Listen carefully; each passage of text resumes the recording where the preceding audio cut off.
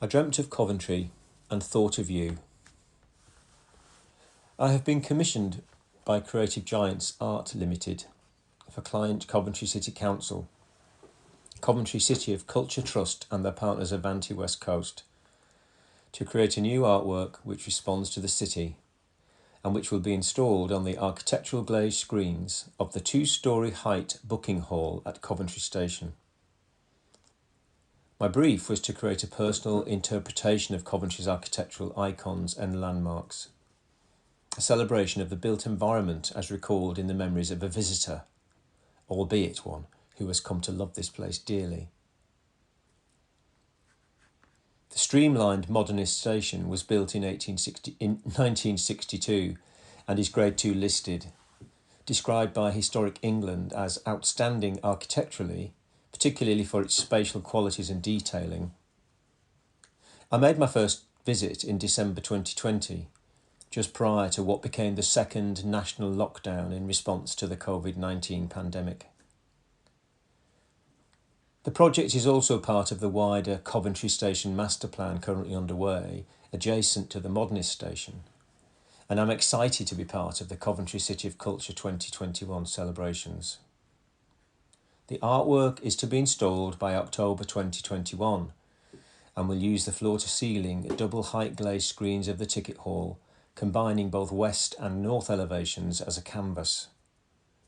The size is approximately 50 metres in length and 6 metres tall, which is about 350 square metres. I also have an additional commission to create artwork for 6 new bus shelters in and around the new station public realm. This new artwork will be manufactured and installed in collaboration with VGL, Vinyl Graphics Limited, based in Reading, long-term collaborators of mine.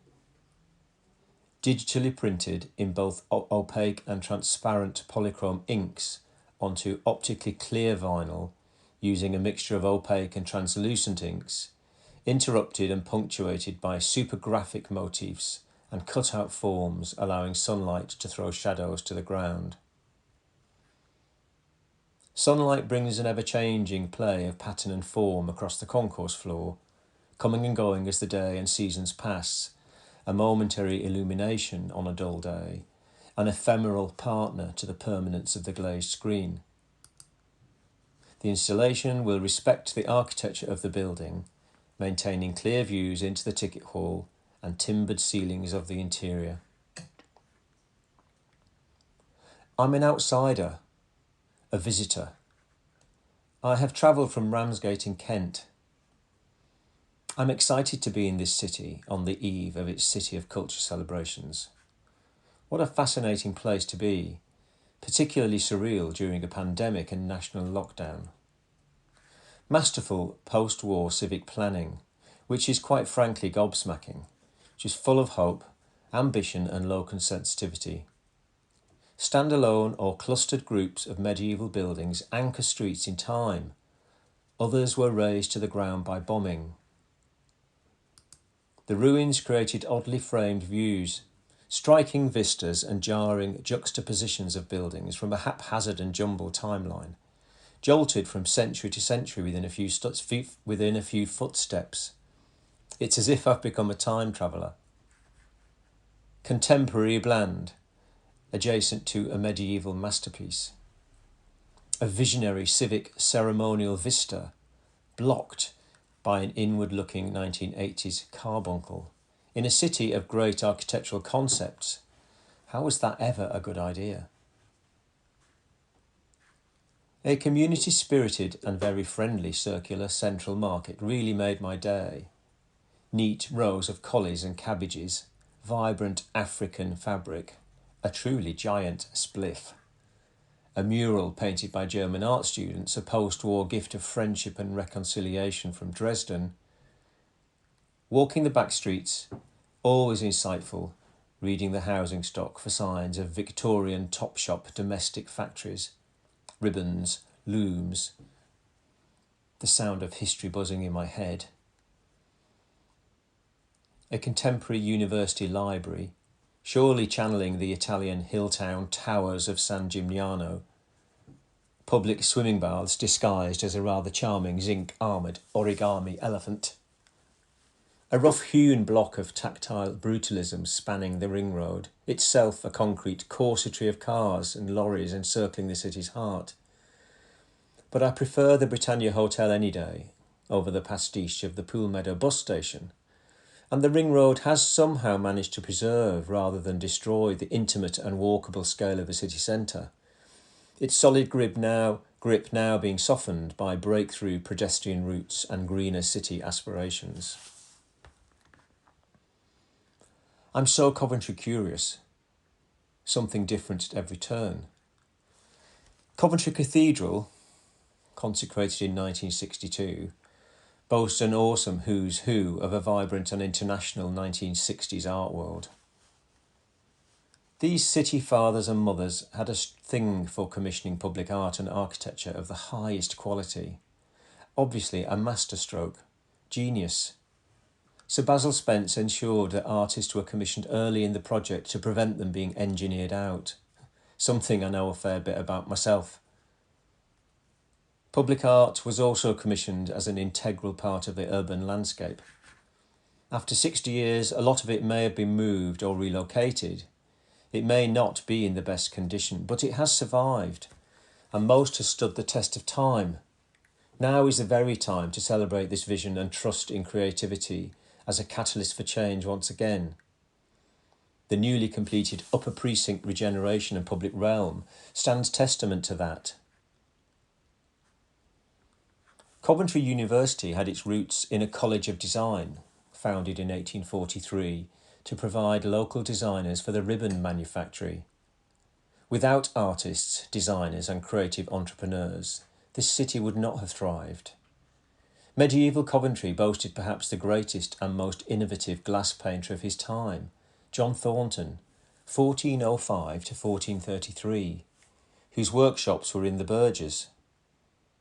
His masterpiece was the stained glass for York Minster's great east window, and of course stained glass in Coventry, fortunately preserved before the war from the now ruined St Michael's Cathedral. His work can also be seen in situ in St Mary's Guildhall. This city is many things, but what caught my attention very early were the meeting and gathering places, the places for people, spaces for the community to gather, mix, shop, pray, places to be inspired. The station, the new cathedral, the market in the round.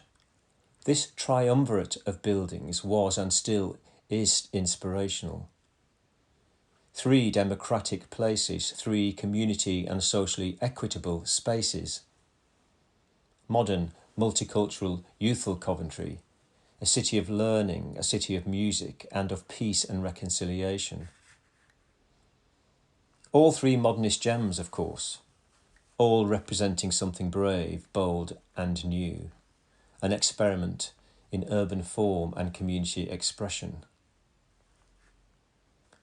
I've chosen to focus on these social spaces, these landmarks, on the brilliance of their architecture, on the aspirations and hopes they held and still hold, the history they have still to tell, the legacy they take into the future. The brilliance and clarity of post-war modernist civic planning, trailblazing as it was here in Coventry, has most definitely become part of my narrative.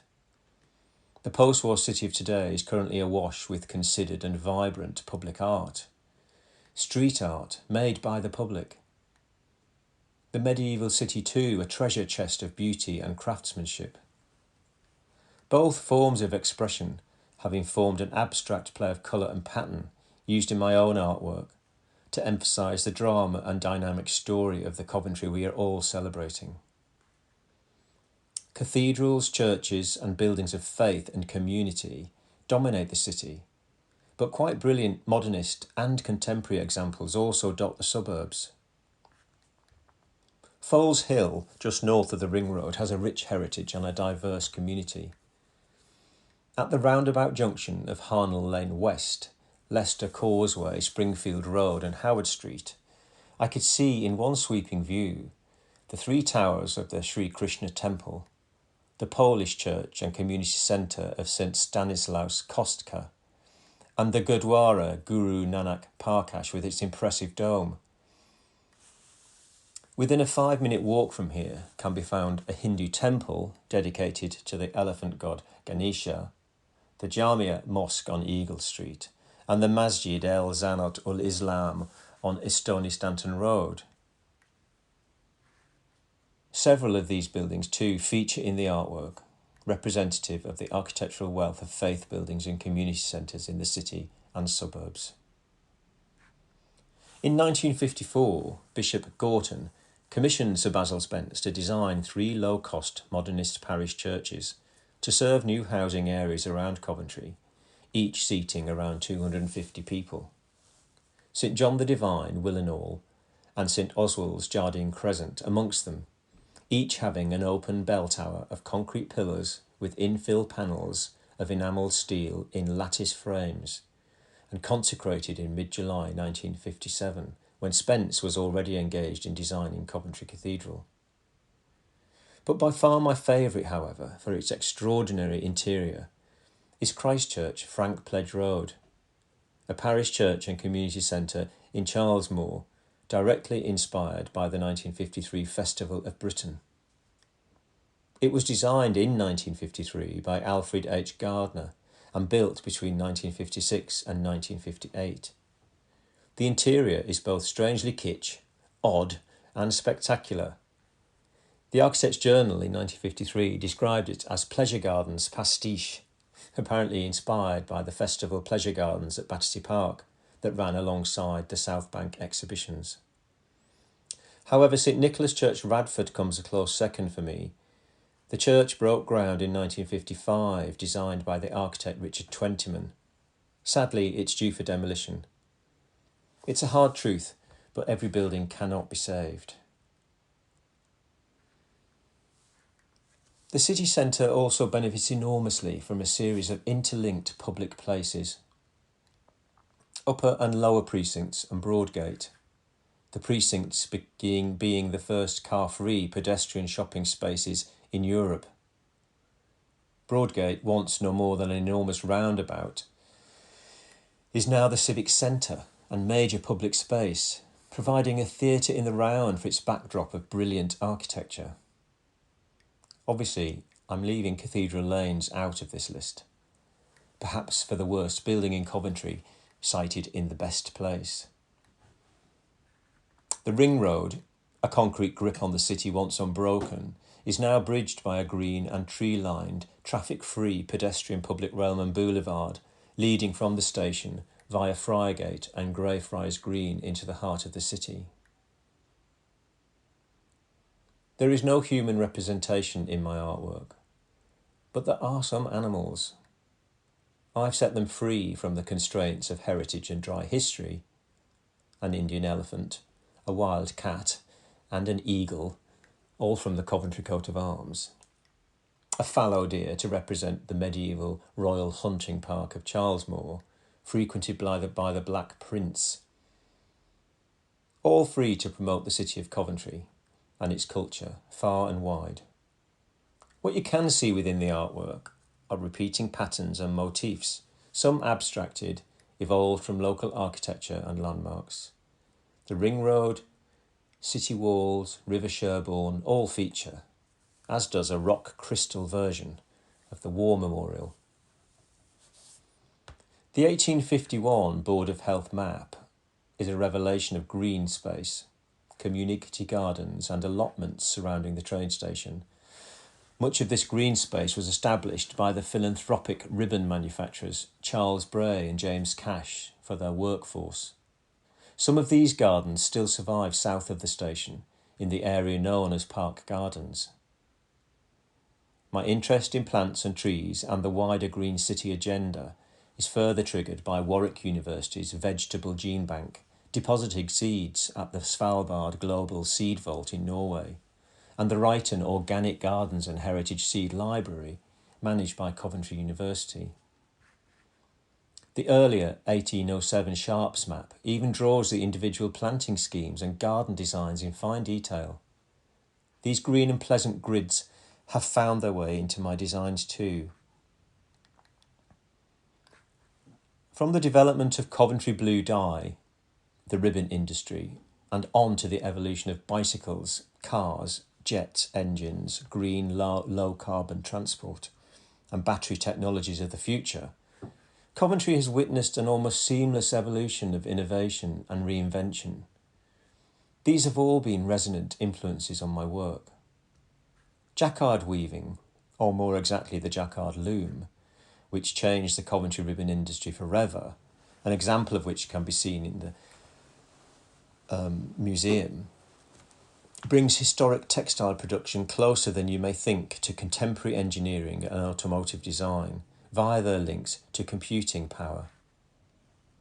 When British mathematician Charles Babbage released his first plans for the analytical engine in around 1837, widely considered the first modern computer design, fellow mathematician Ada Lovelace, the daughter of Lord Byron, is famously quoted as saying that the analytical engine weaves algebraic patterns, just as the Jacquard loom weaves flowers and leaves. We may not know it or acknowledge it, but we all store impressions of places we have been. We know intuitively how somewhere makes us feel. We can learn quite easily how to navigate from A to B through landmarks rather than signage. Buildings, trees, the shape and feel of spaces, the shape of a wall, the colour of a door, the sounds of a street, a wobbly flagstone. I have been creatively looking at places for 30 years or more. It's a habit now, unself-conscious and automatic, creatively surveying spaces, unpicking. This isn't a critical or formal process, it's an emotional and personal one. Seeing the shape, shadow, colour and texture of places, cherry-picking the visual language and interpretation to understand for myself what makes a place interesting. I'm not looking for rights or wrongs, I'm just fascinated by the way places can silently communicate. I see patterns in everything. I'm fascinated by pavements and pathways. I really am. I see the history trodden into granite curbs, threshold slabs, door handles. I notice the craft and language of a building, the hand of a maker, the marriage of art and architecture. The things we have collectively made as a multicultural and diverse community. This artwork is a celebration of our collective skills as makers and creators. I explore on foot. I can't drive. I seek out what might be considered hidden and forgotten. I see the connections between things past and present. I like the back streets and the secret places. Curiosity is a sharpened tool of my trade. The trigger for a project is often a detail, a small thing, something out of the unusual or out of the usual. It may be the people, the community who live and work in Coventry. It's often a combination of several strands of interest coming together, weaving a new narrative, telling a new story. Being a visitor, I will see things differently than if I lived here. I will see the city differently to you. My experiences will be new and novel. I'll be bombarded by difference. I will connect and talk to people where I can, and I cover as much ground as possible on foot. This way you see the minutiae, the dust of place, the weeds in the cracks. I visit archives and museum collections. It's a really immersive process. My work is process-driven. By that I mean I must be doing something to discover what it is I'm doing. I never start with an idea and try to make it. My impressions of places before I visit them are often at odds with the reality of seeing them for myself. I'm like a sponge in these situations, trying to soak up as much as I can.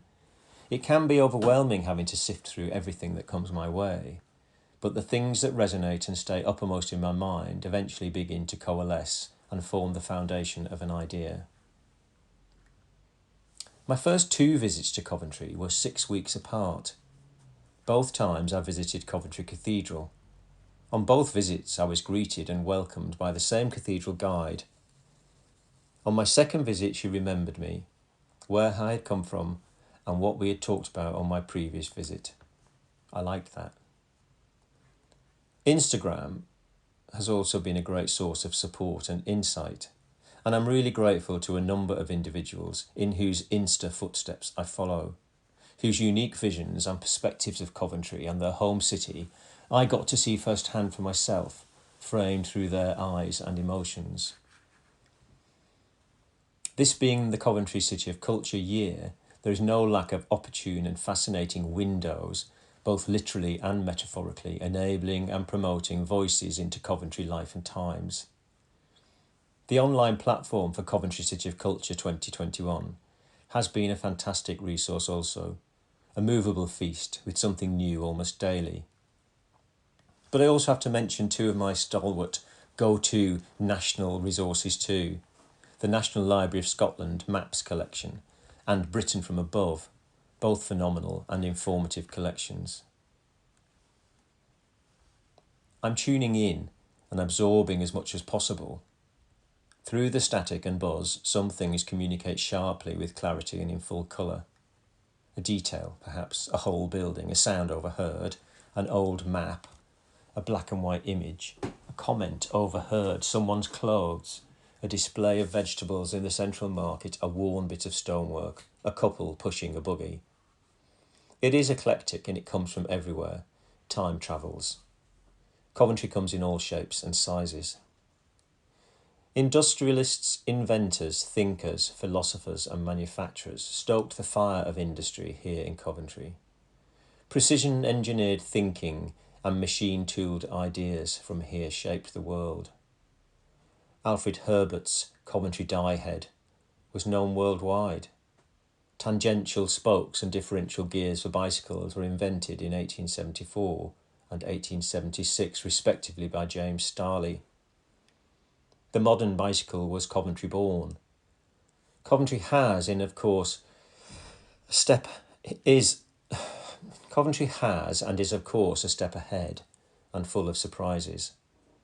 A brilliant set of online resources centred around the Herbert Gallery Museum, such as Coventry Digital and Coventry Atlas, and the insight and experience of the Coventry Society and the excellent Transport Museum. But behind these institutional walls are passionate individuals, happy to share their experience and knowledge, people who know and love the city, people prepared to help by offering up all manner of insights.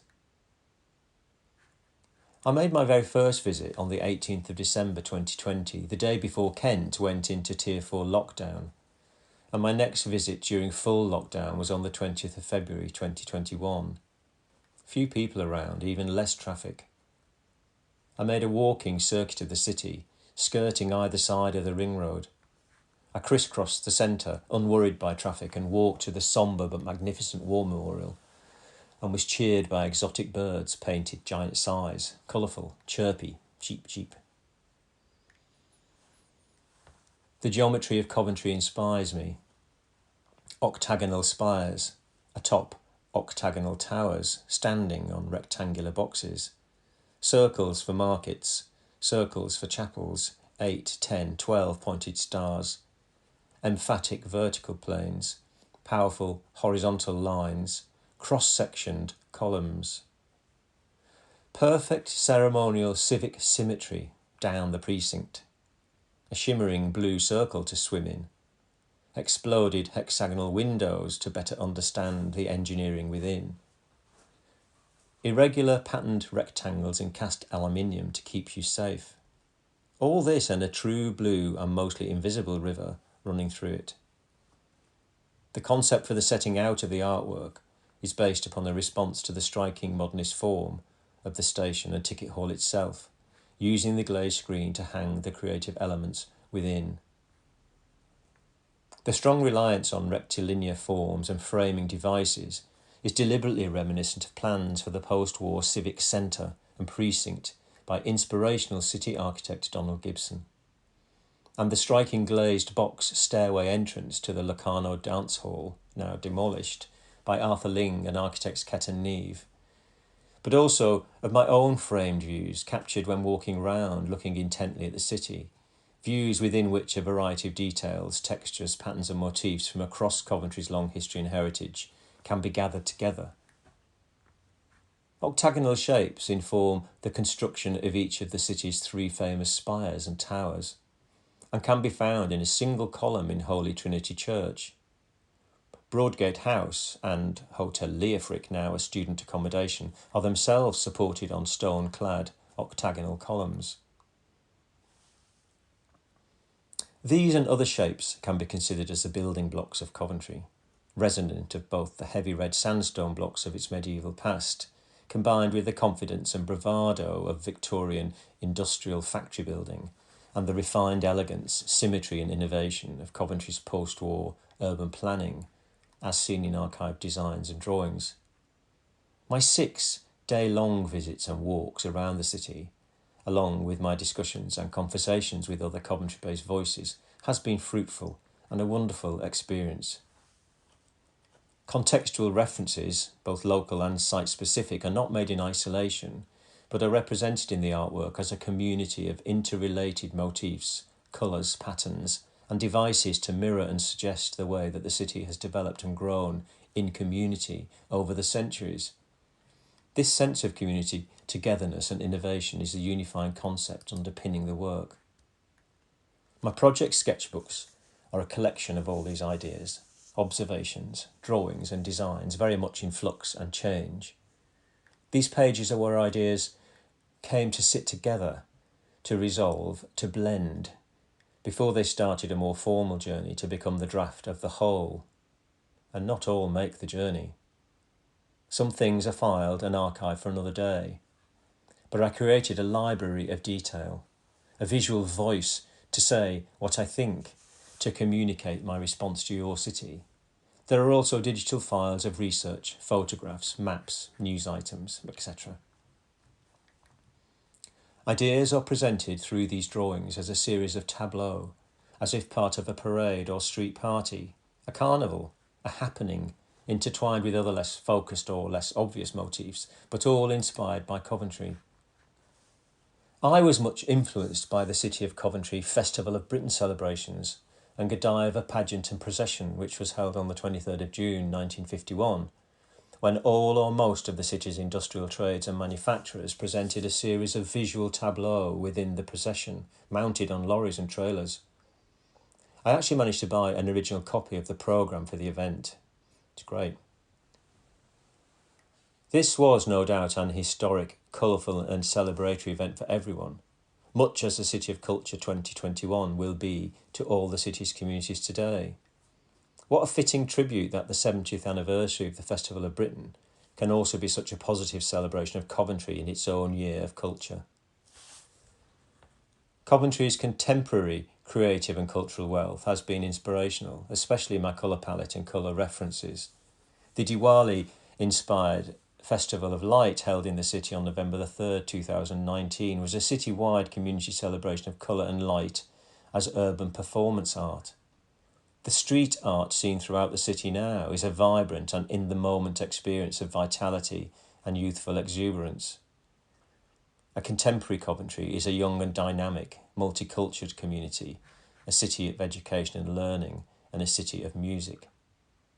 My artwork hopefully explores and celebrates this in abstract fashion via dynamic juxtapositions, shapes, colour and rhythm. Coventry boasts 2 famous tapestries, both purpose-made and still fit for purpose. One, almost 60 years old, is the largest in the world. The others, 500 years old and still hung exactly in the same space for where it was commissioned at the Guildhall. A true survivor and perhaps unheralded one of the most precious artefacts in Coventry. A supernova baptistry window by John Piper greets visitors to the cathedral. Half-timbered Tudor to top-shop factory triangles. Machine gun factory to post-war modernism. Generic shopping globalism, is now in danger of swamping the very human scale of the city.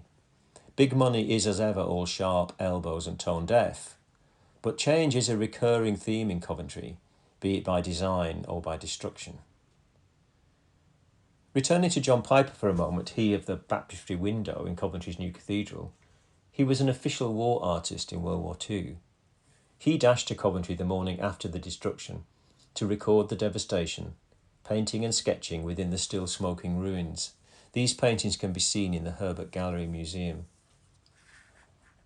These remembered landscapes of places, these juxtapositions of random elements, are gradually distilled into my personal response to the city.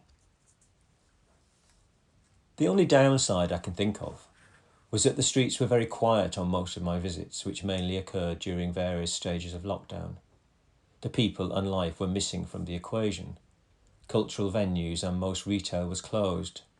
The vibrancy, colour and buzz of street life in a multicultural and diverse city was curtailed. I was overjoyed to finally visit an open, bustling, noisy Coventry. I really needed that experience. This is, after all, a partnership project, you and me. Coventry offers a rich mix of families, communities, culture and faith. These interrelated and ever-widening circles of family, friends, community, work, play and industry are all part of the creative equation for me. My research soon started to translate into draft visual ideas, scribbled lines and suggestions of colour. Through the mist of mistakes and creative U-turns, concepts, pattern and colour slowly morph into something Coventry tangible. It will always be accented with the vision of a visitor, albeit a likeable and creative one. But Coventry curious has fast become Coventry converted. Finally, I must say a few words about how I go about my creative practice and how this evolves into the artwork you may soon be looking up at. What is it I do all day? Some explanation as to how artwork like this suddenly appears, as if overnight. Well, my work is site-specific. It is conceived, nurtured and created in and about the space for which it has been commissioned, in this case the ticket hall of Coventry's Grade 2 listed station. It is a wholly contextual response to place, which involves local research on foot, walking the streets, looking, thinking and documenting, catching snatched views, getting lost, getting tired, making sketchbooks and writing. My curiously creative site analysis, combined with research in archives, museums, as well as engagement and collaboration with as many interested parties as I can. Put simply also, it means I travel from my home in Ramsgate to wherever the project is and engage with it as much as possible thereafter until the job is done. I describe it as an immersive process. The end product can only come via this partisan and site-specific work. This is how I've worked for 30 years. Being commissioned during a national lockdown brought some challenges to this usual practice. It promised to mess up my way of doing things. I thought it might prove difficult, but hey, how wrong was I? Coventry seriously wanted to have a conversation with me. I love the idea that when travelling, by train or otherwise, you take the DNA of a place along with you. You also bring something back in return to balance the equation.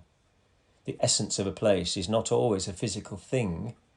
It can be an attitude, a family memory, an accent, local heritage, a song. It drifts along with you in your wake, something safe in your pocket. I can think of it as a bird on the wing, dropping seeds and inadvertently spreading plants to pastures new. Passing through that veil of glass and printed vinyl, when entering or leaving the station, you too will pass through a slice of this place, this Coventry in 2021. A colourful curtain of ideas, 100 microns thick, yet substantial enough to stay with you, in your thoughts, embedded in your clothes, your memory. This essence of place. Visitors don't escape it. A light dusting of Coventry to take away, thank you very much. I dreamt of Coventry and I thought of you.